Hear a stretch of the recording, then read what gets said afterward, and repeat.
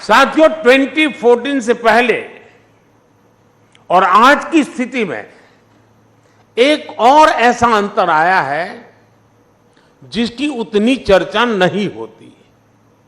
ये चर्चा देश की साख से जुड़ी है। जिस देश की साख गिर रही हो, उस देश के लोगों का स्वाभिमान भी ऊंचा नहीं रह सकता। 2014 के पहले भारत के साथ क्या स्थिति थी, आप याद कीजिए। 2014 से पहले घर घर में भ्रष्टाचार बड़ा मुद्दा था। देश की साख गिर रही थी, लेकिन तब की सरकार झूठे तर्कों के आधार पर अपने घोटालों को डिफेंड करने में जुटी रहती थी। आज स्थिति एकदम अलग है।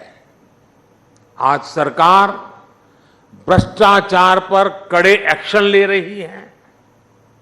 जो एक्शन लिया उसका हिसाब दे रही है, और भ्रष्टाचारी झूठ बोल बोलकर खुद बचाव की मुद्रा में है।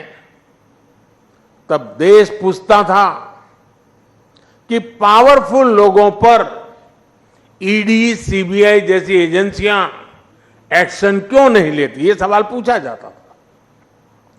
आज पावरफुल और भ्रष्ट लोग पूछ रहे हैं कि एजेंसियां उन पर एक्शन क्यों ले रही है।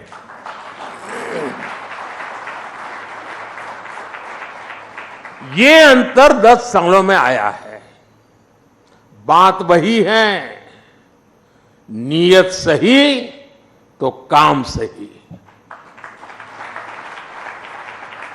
करप्शन पर कार्रवाई, ये मेरा कमिटमेंट है।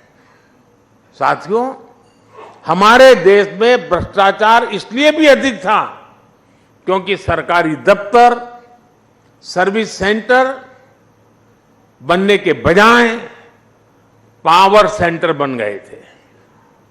हर काम के लिए देशवासियों को सरकारी दफ्तरों के चक्कर लगाने पड़ते थे। हमने सरकारी दफ्तरों को सत्ता के बजाय सेवा का केंद्र बनाया। सरकारी सेवाएं ज्यादा से ज्यादा फेसलेस हो, बिल से लेकर टैक्स जमा करने तक की अधिकतर सेवाएं ऑनलाइन हो। हमने इसका प्रयास किया। आज सरकार की ज्यादातर खरीद जेम पोर्टल के माध्यम से होती है। आज सरकार के टेंडर ऑनलाइन होते हैं। आप याद करिए, 2G जैसी सामान्य सुविधा के लिए पहले की सरकार में कितना बड़ा भ्रष्टाचार हुआ।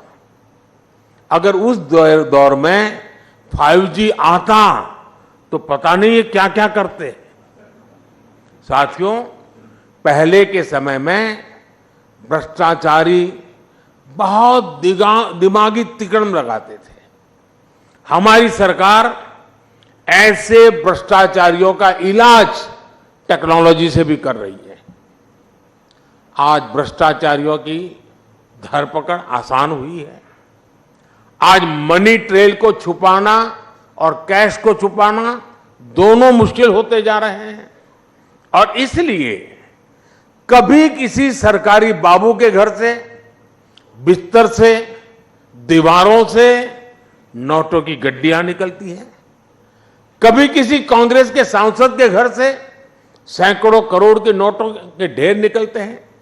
कभी किसी टीएमसी के मंत्री के घर से नोटों के ढेर निकलते हैं। इसलिए